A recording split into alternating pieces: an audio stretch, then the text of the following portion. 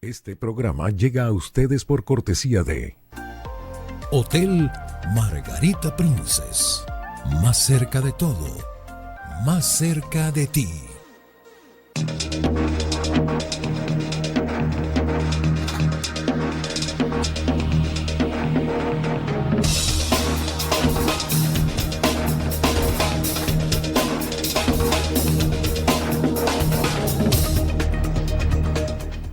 Amigos, muy buenos días, bienvenidos a su programa Frente a Frente, la referencia informativa y de opinión de cada día a través de la pantalla de Mira TV, Canal 9 de Inter. Hoy es lunes 6 de noviembre del año 2023, ya entramos en los últimos 2 meses del año. Vamos a recordar como cada día nuestras redes sociales, mi cuenta de X es @JairCuba, la del programa Frente a Frente 9. También tengo disponible ya el número de nuestra mensajería de texto, 0424-232-3228. Ahí lo tienen ustedes en pantalla para mensajes de texto y de WhatsApp. También les recuerdo que esta noche en reposición a las 8 de la noche usted puede ver en la tranquilidad de su hogar, frente a frente también, y sacar sus conclusiones acerca de este y todos los programas que hacemos en esta etapa. Por supuesto, la invitación para que se suscriban a nuestro canal YouTube, Jairo Cuba TV, y por allí también pueden ver en video on demand nuestros programas. Hoy, como dije anteriormente, lunes 6 de noviembre del año 2023. Muy movida la situación política del país. Sobre todo, yo venía diciendo la semana pasada que este tema de las primarias va a ir perdiendo un poquito de notoriedad.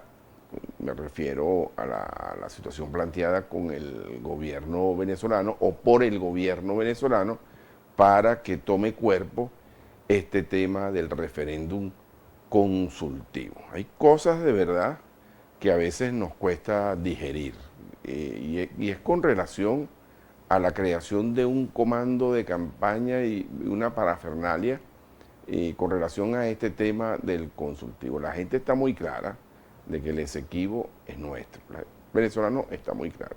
Que se pretenda hacer un consultivo, bueno, está bien, es una acción del gobierno, que esto posteriormente va a servir como un balance y un soporte para el gobierno en virtud de cuántas personas participarían en el consultivo, también está muy bien. Pero que se pretenda involucrar varios factores y constreñir a la gente, me parece que eso no tiene ningún sentido, porque a fin de cuentas la gente hay que dejarla actuar. Bueno, se han sumado también otros factores políticos, partidos, sobre todo partidos pequeños que se han sumado perdón, no esta, bórrenme esa palabra por favor, a esta acción de participar en el referéndum consultivo. Yo creo que no es procedente pretender hacer de esto un acto y un hecho obligatorio. Creo que no es procedente. Sin embargo, bueno, el gobierno tiene sus maneras. Por otro lado, bueno, está el tema de la situación con la Comisión Nacional de Primaria. Durante el fin de semana nos enteramos de que han sido citados de nuevo algunos presidentes de estas comisiones para seguir con esta indagatoria, si cabe el término. Nuestro invitado del día de hoy es abogado y probablemente nos puede hacer la aclaratoria oportuna. Pero toda esta situación mantiene al país en una expectativa total. El fin de semana pasado también, durante las últimas horas, Luis Vicente León surge con algunos comentarios hablando sobre el tema de María Corina Machado y su inhabilitación, y a veces no es que Luis Vicente León se convierte en trending topic, no, lo convierte en los medios en trending topic. Bueno, él hablaba de algo que está en el tapete, mis amigos, en este momento, nos guste o no, sea legal o no, sea arbitrario o no, la señora María Corina Machado está inhabilitada. Y cada vez que se toca este tema, pues se mueven mucho los cimientos de la política. yo decía y he venido insistiendo durante todo este tiempo que a partir de este nuevo proceso, que pongámosles que va a empezar el próximo año, porque ahorita todo va a estar enfocado en el tema del consultivo y después en el tema de Navidad, aunque desde hace mucho tiempo el clima político se mantiene candente, pero a partir del próximo año Venezuela y particularmente la oposición venezolana va a tener que hacer política con P mayúscula, más allá de cualquier circunstancia que se pueda presentar. Hay que jugar a la realidad, hay que entender esta realidad, hay que entender que las próximas elecciones se van a hacer con el Consejo Nacional Electoral. No hay otra. Y también el venezolano tiene que aceptar y haber superado esa posición abstencionista que durante mucho tiempo ha mantenido prácticamente al país con una sola corriente, los que votan y una gran corriente que se ha abstenido. La gente acaba de ver cómo a través del voto se resuelven los grandes conflictos, no hay otra posibilidad. Pues bien, hoy tengo en el estudio a un gran amigo, ya digamos como dice Rafael Quiroz, un antiguo amigo. Por cierto, fue la última vez que nos vimos allí en el bautizo del libro de Rafael Quiroz.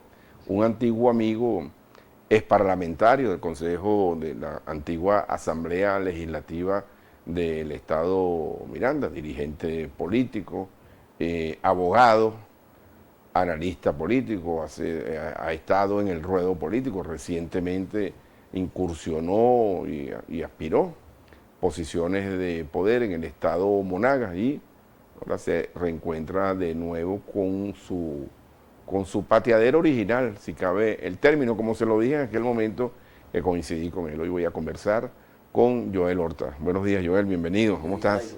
Agradecido por la invitación. No, qué bueno verte. ¿Te decimos levantar temprano o tú te levantas temprano? Yo me despierto siempre a las 5:15 de la Sí, mañana. porque yo chequeo, yo cuando estoy preparándome, que reviso el teléfono, ya veo tus estados. Sí, yo me despierto muy temprano porque, bueno, es una de las maneras de ponerme al día desde tempranas horas y luego de compartir un rato con las hijas, porque si no, uno pasa después el día fuera de la casa y cuando llegas a veces están ya incluso dormidas las niñas, entonces aprovecho la mañana para eso. Además que el que madruga coge agua clara, ¿no? Así dicen.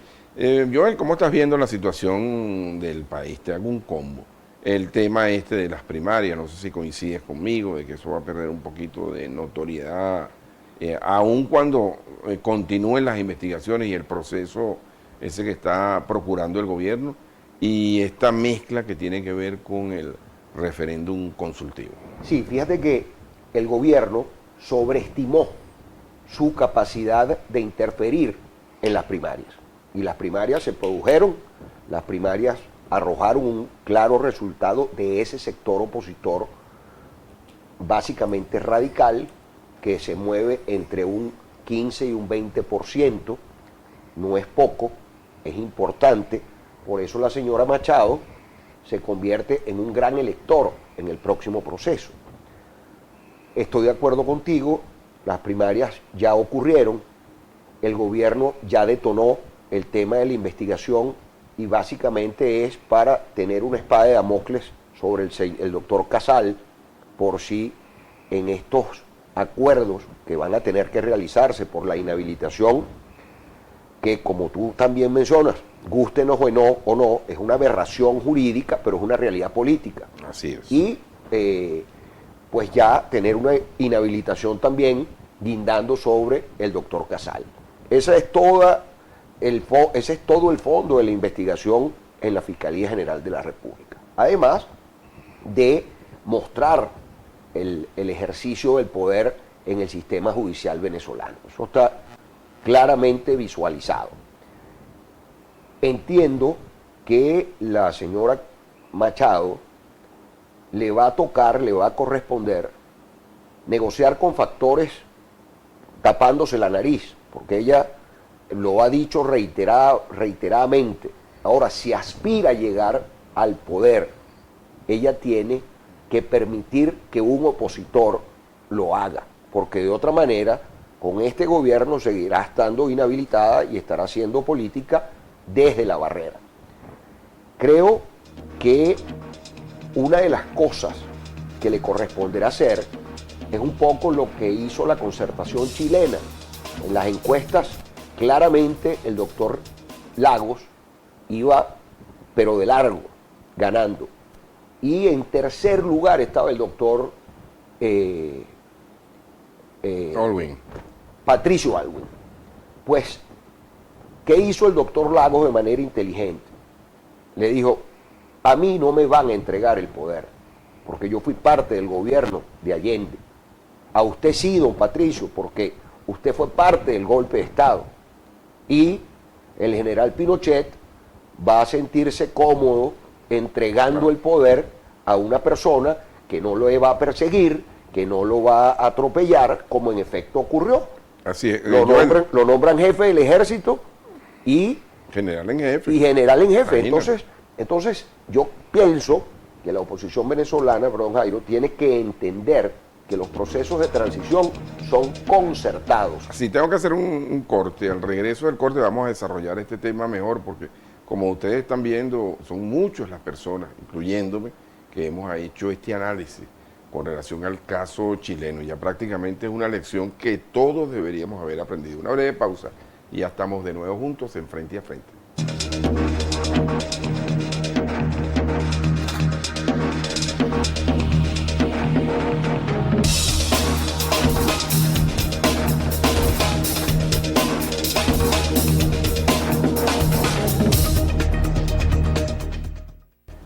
Amigos, estamos de vuelta en su programa Frente a Frente, la referencia informativa y de opinión de cada día a través de Mira TV, canal 9 de Interactivo, el número de la mensajería. Ya tengo algunos mensajes, posteriormente vamos a compartirlo, el 0424-232-3228, mensaje de texto y mensaje de WhatsApp. Continuamos conversando con el abogado, doctor, amigo, además, y analista político, Joel Horta Moro. Joel, estaba desarrollando ese tema del caso chileno. Siempre viene con las... Yo le he dicho 1.000.000 de veces, siempre viene con las... Y siempre, sin haberlo previsto, los invitados lo ponen. Creo que es el ejemplo más tangible.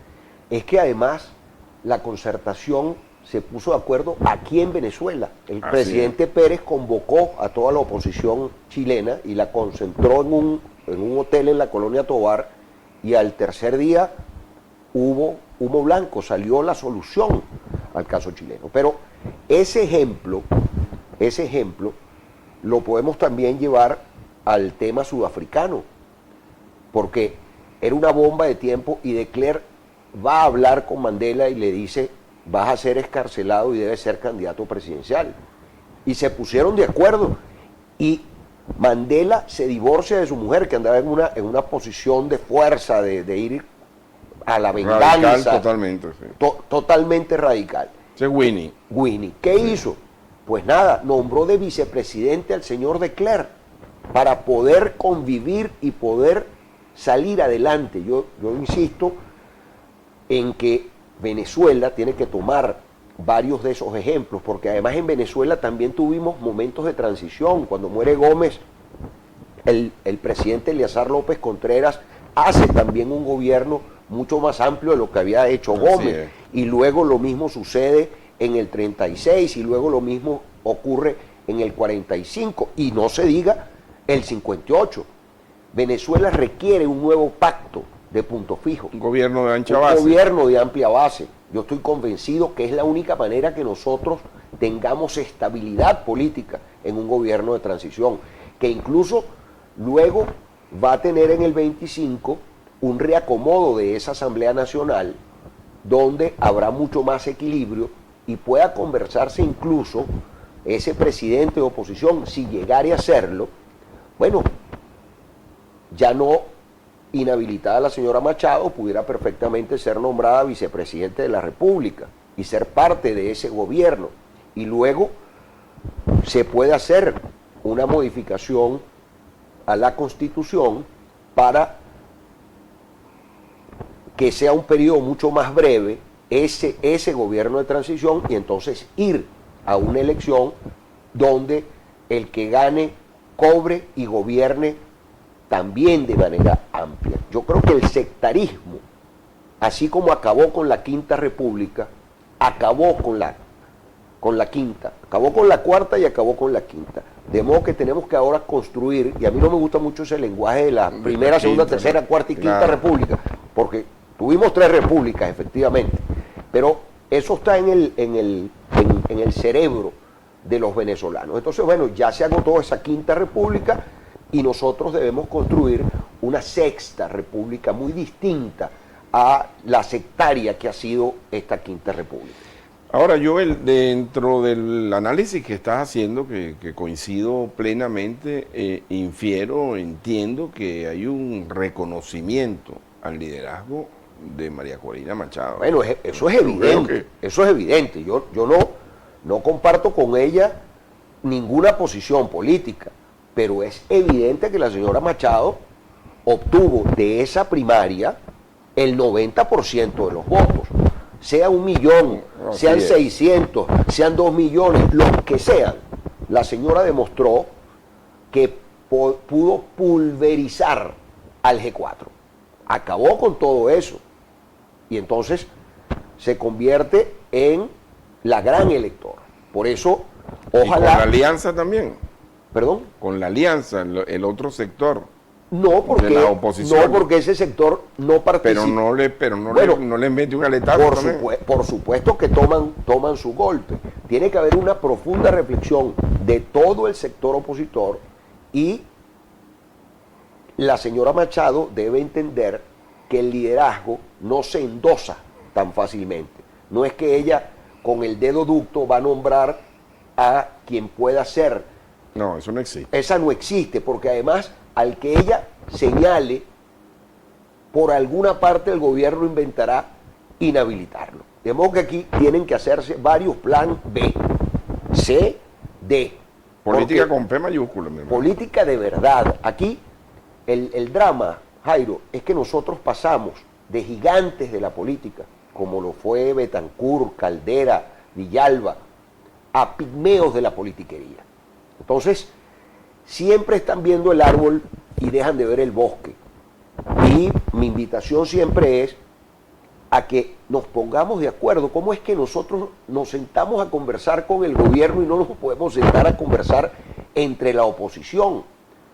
Y mi recomendación a la señora Machado, que tiene en este momento una visibilidad por sobre todos los demás dirigentes opositores, tiene que ser muy comedida, tiene que manejarse como la palmera, porque la palmera en los huracanes es el árbol que menos sufre. Si toma la postura del cedro, se quiebra. Así es. Entonces hay que entender que estamos en un momento muy convulso.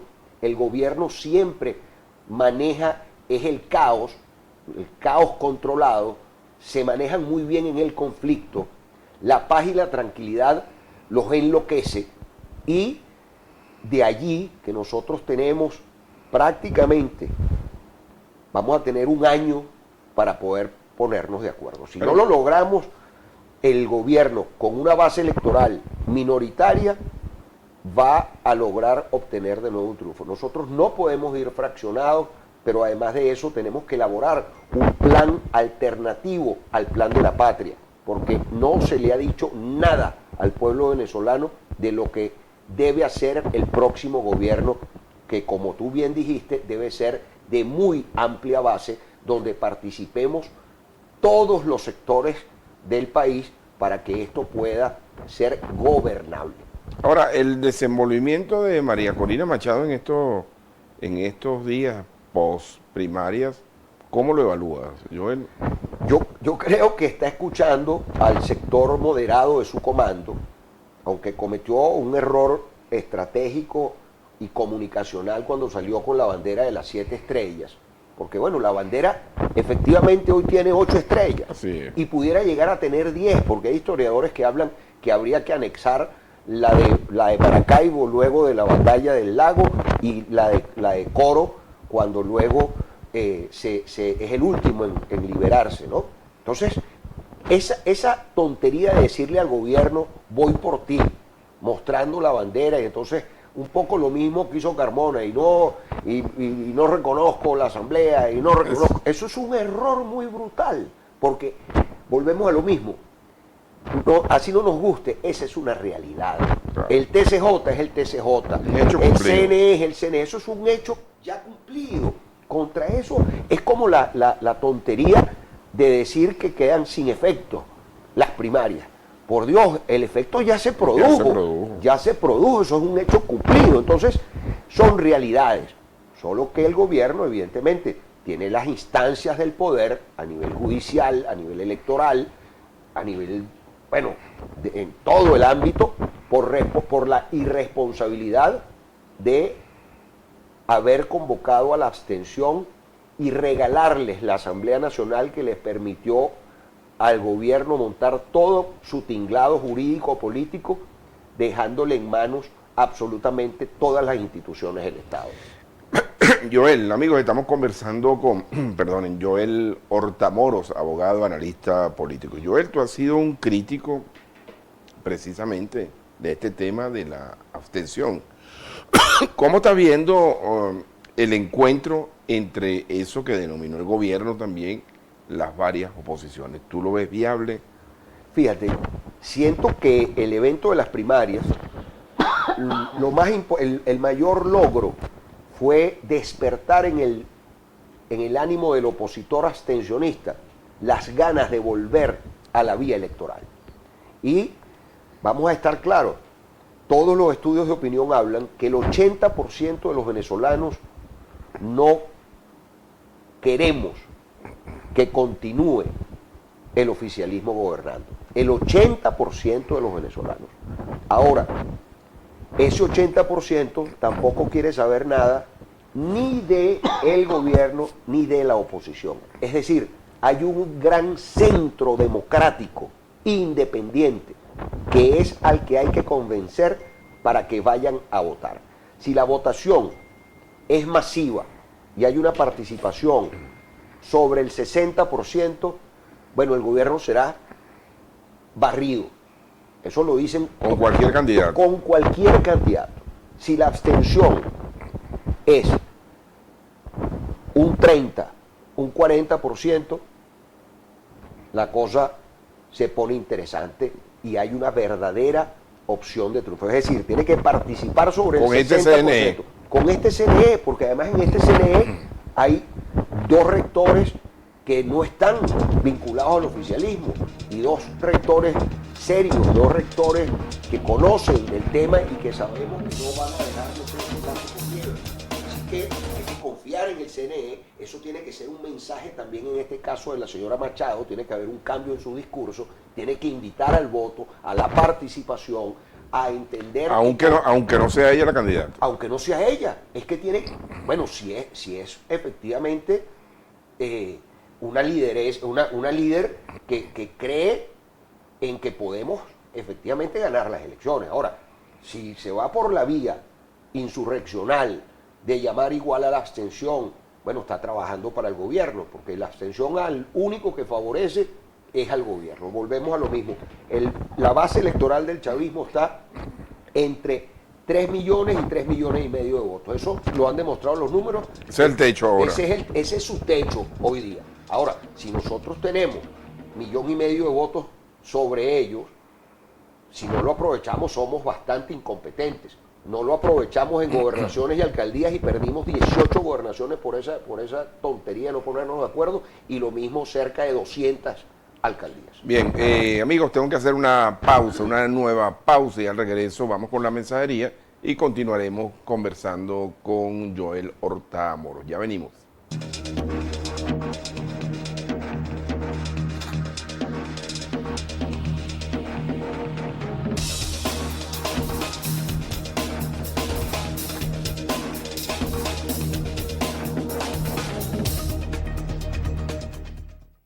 Amigos, estamos de regreso en su programa Frente a Frente, la referencia informativa y de opinión de cada día a través de la pantalla de Mira TV, conversando en la mañana de hoy con Joel Hortamoros. Vamos con parte de la mensajería de texto, con tu permiso, Joel. Adelante. Buenos días, amigos. Jairo, empezando el día de la semana castigado sin energía eléctrica, ¿sí?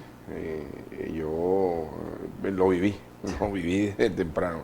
Son especialistas en hacer pasar al pueblo malos momentos. Espero verlo en la reposición, su programa a las 8 de la noche. Bueno, esa es la ventaja que tenemos con la reposición. Buenos días, Jairo. Es para recordar a la Autoridad Única de la Panamericana y al gobernador de Miranda que se aboque al asfaltado de la Panamericana antes de que ocurra algún accidente. Pésima. Bueno, tú la transitaste hoy. Una locura. Increíble como el estado de la Panamericana. No, y de toda la vialidad en el estado. Sí. Mira, aquí hay un mensajito. Felicitaciones al mejor periodista mirandino. Dios siga bendiciendo con salud y bienestar desde la organización Simón Bolívar Los Teques. Bueno, esto fue con motivo pasado viernes que estábamos de cumpleaños. Gracias. Hay muy buenos periodistas. Así que no, yo no creo en ese que este es el mejor, que aquel es el peor, no. Hay muy buenos. Cada quien tiene su estilo, eso sí, cada quien tiene su manera de ver las cosas. Así es. Buen día, quería preguntarle si usted sabe el costo para solicitar una carta de residencia. No, en verdad no tengo información al respecto. Estos son mensajes de WhatsApp, vámonos rápidamente. Muchos mensajes tengo.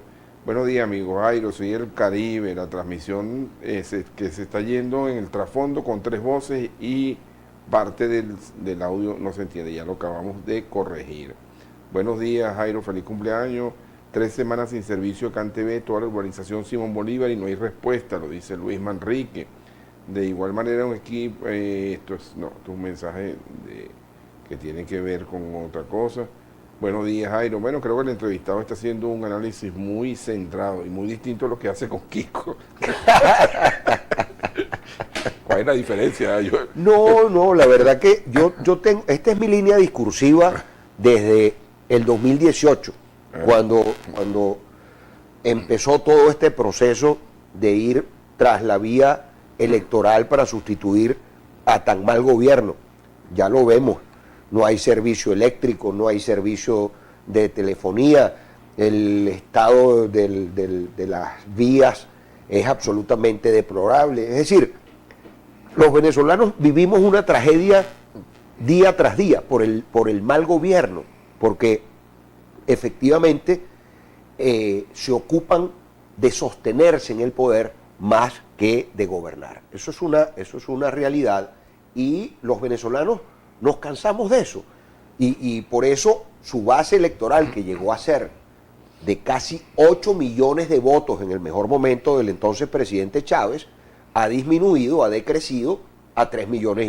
Ese es el techo, indudablemente. Ese es su techo. Ahora, si volvemos, insisto, si nosotros participamos masivamente y actuamos con los sesos y no con las vísceras, lograremos conseguir un candidato o una candidata que logre derrotar al gobierno. Ahora, Joel, detengámonos allí para pasar al tema del Esequibo, sí.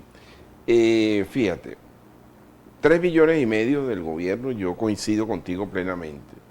No podría definir en cuánto es el porcentaje que podría tener la oposición toda en este gobierno, porque, ojo, una cosa es el 90% que sacó María Corina en las primarias y otra cosa es el conglomerado absoluto de la oposición venezolana. Oh, por supuesto. Pero en el medio, entre los dos polos hay un enorme río que creo que el es 80%. La mayoría. Así es. ¿Cómo se pesca esa mayoría?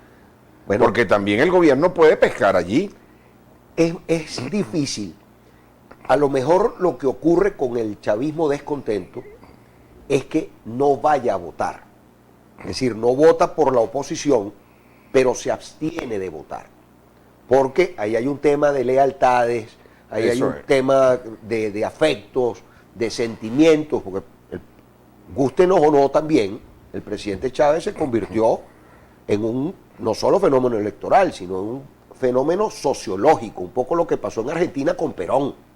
Ahí acabamos de ver el peronismo y aquí hay chavismo. Pues. Así es. Y si nosotros nos equivocamos, pudiera ocurrir que el PSV se convierta en lo que se convirtió el PRI mexicano, que gobernó 73 años. Y lo digo para que reflexionemos sobre eso, porque o nosotros hilamos muy fino o esto puede convertirse en un tema de chavismo de tendencias, lo que pasa en el peronismo. Así es. Chavismo más radical, Hay uno más chavismo moderado. más moderado, chavismo, tú sabes. Y eso pudiera permanecer. Ya lo hay, ya en lo mucho hay. Hay tiempo. uno que dice yo soy chavista originario, aquí han venido varios, que dicen yo soy chavista. Es decir, marcan la diferencia, chavista Bueno, pero originario. y hemos visto, yo soy un convencido que el presidente Maduro es un socialdemócrata. Ya empezó a virar, si no, aquí no se hubiese hecho lo que ha sucedido, se dolarizó la economía, parte de los salarios se han dolarizado, excepto los del sector público. Y se han flexibilizado muchas cosas. Se ha flexibilizado en cantidad de cosas. El tema de la bancarización, el tema del comercio electrónico. Es decir, esto no es un gobierno, por eso a mí me causa gracia cuando dicen que esto es comunismo. Que, por Dios, esto es un gobierno. Bueno, pero que la gente se refiere, Joel, es por los excesos, por las arbitrariedades. Ah, bueno, eso es por otra los abusos, la afrenta a los derechos humanos. Bueno, esa es otra cosa. Lo que es autoritarismo, eso es otra cosa. Pero efectivamente, desde el punto de vista económico, esto viró muy al modelo chino, no al modelo cubano. Así es. Esa es una realidad también. Afortunadamente. Bueno, afortunadamente. Y ojalá el gobierno también racionalice que no puede parecerse a Nicaragua, que también es una cosa atroz, sino que entendamos que la democracia tiene códigos que son inviolables. Claro. ¿En dónde está ubicado en este momento Joel Horta? Yo estoy como independiente desde hace... No estoy militando en ningún partido desde hace mucho tiempo, Jairo. Yo no milito en COPEI, que fue donde resulté electo concejal y diputado en 2 periodos desde que ganó el presidente Chávez. Es decir, desde que yo salí de la legislatura mirandina, yo me desincorporé de la militancia partidista y he estado como independiente. Afortunadamente eso me permite hablar con mucha más sinceridad y claridad, porque no estoy apegado a ningún estatuto partidista. Y la verdad que me complace mucho lo que estoy haciendo en estos últimos tiempos. Tiene independencia de criterio.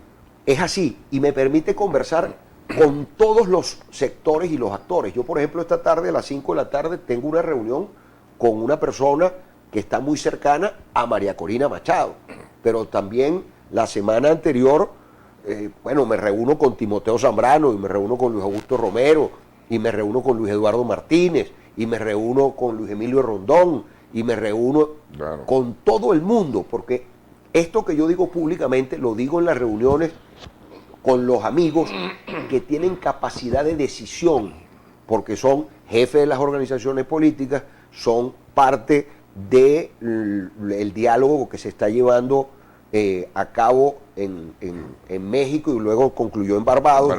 Yo soy uno de los que cree que ese diálogo tiene que hacerse acá mismo en Venezuela. ¿Era necesario que el presidente Maduro convocara al otro sector de oposición para que reconociera ese diálogo, Barbados, en la última reunión que hicieron? ¿Qué lectura le das? Fíjate, yo pienso que, y esto disgusta mucho, pero el gobierno no quiere nada con el ala radical de la oposición.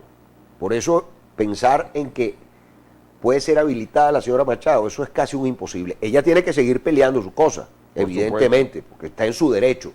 Pero el gobierno, para facilitar una posible transición, tiene que coincidir con una oposición dialogante, con una oposición que no le esté ofreciendo una braga naranja y que yo siendo la señora Machado estuviera en los Estados Unidos. No colaboracionista. Así, no colaboracionista. Pero es porque eso ha sido una de las críticas también. Está bien, pero es que es una cosa distinta colaborar con el gobierno a colaborar por el país. Por ejemplo, el tema de sanciones.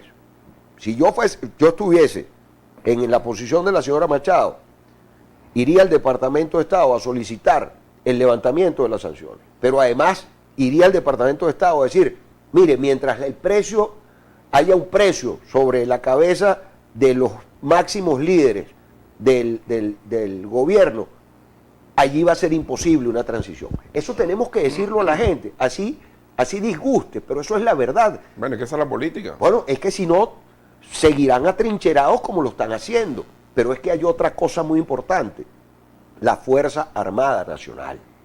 Por eso yo digo que hay que buscar un candidato que gane, cobre y gobierne. Porque aquí después que cantan el himno nacional en los cuarteles, arengan, Chávez vive, la patria sigue. Entonces, esa es una Fuerza Armada con unas características muy particulares, a las que hay que... Formada en 3 décadas. Por eso, entonces hay que llevarles un mensaje donde no se sientan tampoco despreciados y acorralados, porque habrá un grupo que efectivamente, bueno, cometen cualquier tropelía, pero la Fuerza Armada como institución es una institución respetable y no es posible gobernar sin la participación de la Fuerza Armada Nacional. Eso es absolutamente cierto. Y, por supuesto, que también votan, y vota la familia militar, que es cerca de 1 millón de votos. Así es. Entonces, todo eso hay que tomarlo en cuenta claro, para poder, como dices tú, hacer política con P mayúscula. Es decir, los análisis no pueden ser simples, tienen que ser profundos, densos, para poder avanzar Claro. en un proceso. Y, ojo, tanto para gobierno como para oposición, porque también el gobierno... El gobierno sabe que está en un hervidero. Claro. El gobierno lo sabe. Y, por supuesto, que ya no es una cuestión solamente de hacer caja, porque el gobierno es como el matrimonio, el marido que sustenta el matrimonio a punta de plata. Cuando se acaba la plata, pues ya ese matrimonio termina de fracturarse. Y en este momento, la población venezolana, incluyendo buena parte del chavismo, se divorció del gobierno. A lo mejor no de su condición de chavista, pero se cansaron de el deterioro de su salario, del deterioro de los servicios públicos, de la migración tan brutal que hubo en Venezuela. Entonces, no podemos hacer un análisis superficial, tenemos que ser quirúrgicos en esto, tenemos que ir al fondo para poder darle a Venezuela una visión de país distinta, donde entendamos que también tendrá que estar parte del oficialismo en ese próximo gobierno de transición, porque si no, no sería transición. ¿Tú eres de acuerdo con unas elecciones compartidas o individuales o unas elecciones generales, la próxima? Fíjate, yo pienso que el gobierno aprendió mucho cuando el referéndum que hizo el presidente Chávez en su momento, donde él fue solo y después hubo gobernadores y el resto de las elecciones. Yo pienso, por lo que he escuchado de varias fuentes, el gobierno está pensando que esas elecciones en octubre próximo del año 24 sean para elección del presidente, de gobernadores y de alcaldes, porque eso afina la maquinaria. Pone a todo el mundo a trabajar. Pone a todo el mundo a trabajar, porque pues mira, todos se van a mover en función de buscar su reelección o de conquistar nuevos espacios, y evidentemente que eso va en beneficio de la candidatura presidencial. Y creo que el gobierno, si se sigue sobreestimando, va a cometer el mismo error que ha cometido la oposición de subestimar al adversario, porque eso también aceitará la maquinaria del candidato opositor, evidentemente. Bien, tengo que hacer de nuevo la pausa. Al regreso, mis amigos, vamos a conocer la opinión de Joel Hortamoro con relación al tema del Esequibo. Maneja muy bien el tema internacional y, bueno, lo que está ocurriendo y lo que va a ocurrir en la próxima consulta el próximo 3 de diciembre. Ya venimos.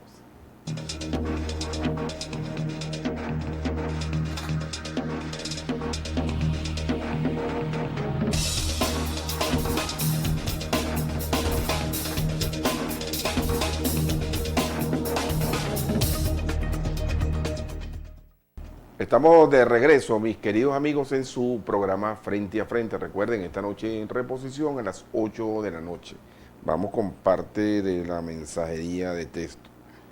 Buenos días, Jairo, ¿cómo estás? Excelente el entrevistado, muy buen análisis. Amigo Jairo, ahora el sonido está perfecto. Bueno, gracias a la gente que participa Así es. y nos hace esas notificaciones. Buenos días, amigo Jairo. Oye, me gusta más el análisis que hace Horta contigo que con Kiko. Están empeñados. Un saludo a Kiko de paso. Hoy está con Kiko, por cierto. Hoy estoy con Kiko a Bueno. la 1 y a las 10 de la Me noche. lo saluda, me lo saluda. Seguro. Gran amigo, además, y siempre conversamos. Vamos con más. Las niñas de Taekwondo. Buenos días, Jairo. Para hacer un llamado al alcalde Farid Fraija, le hacemos peticiones de parte del grupo de representantes de las niñas que van a representar el municipio de Huaycaipuro en voleibol.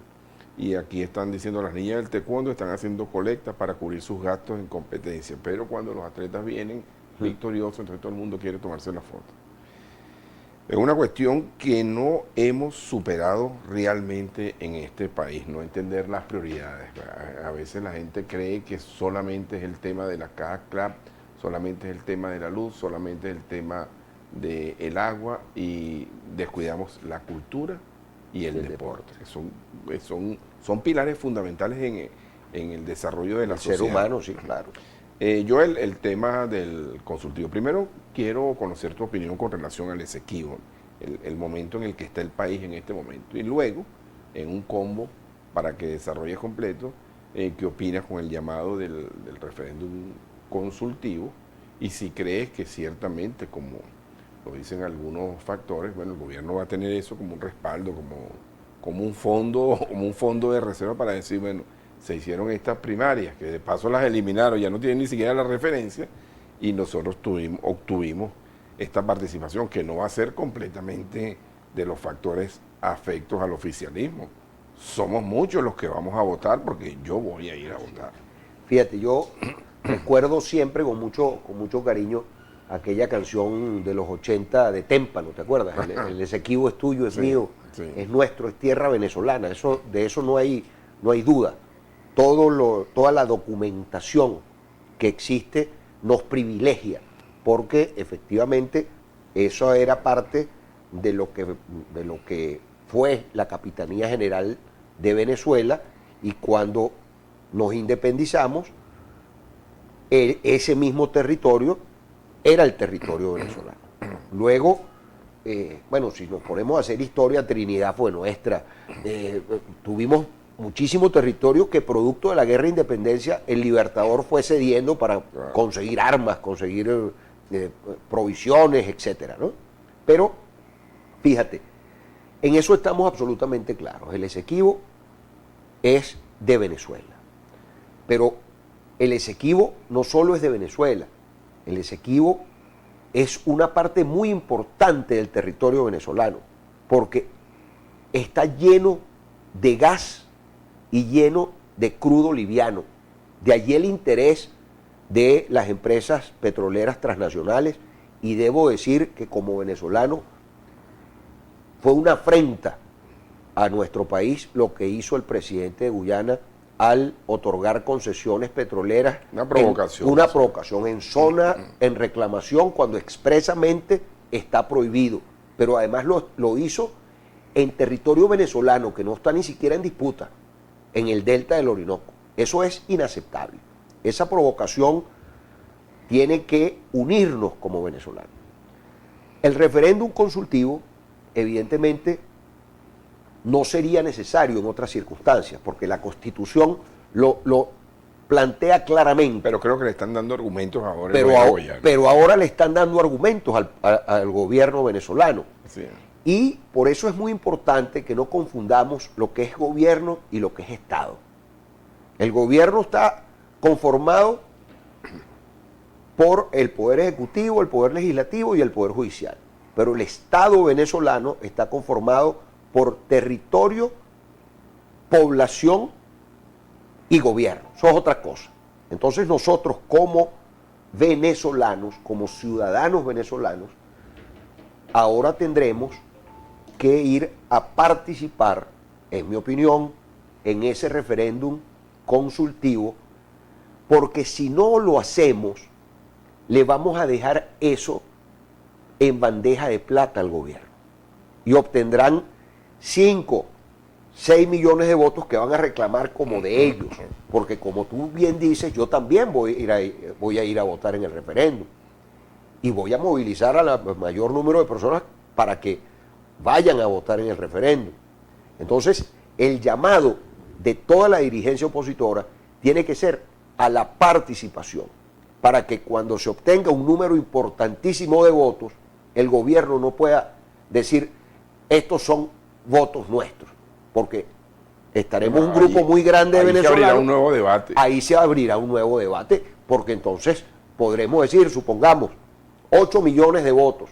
Ah, bueno, entonces tenemos ustedes una tajada importante, pero nosotros también. La encuesta. Ahí, mire, aquí está.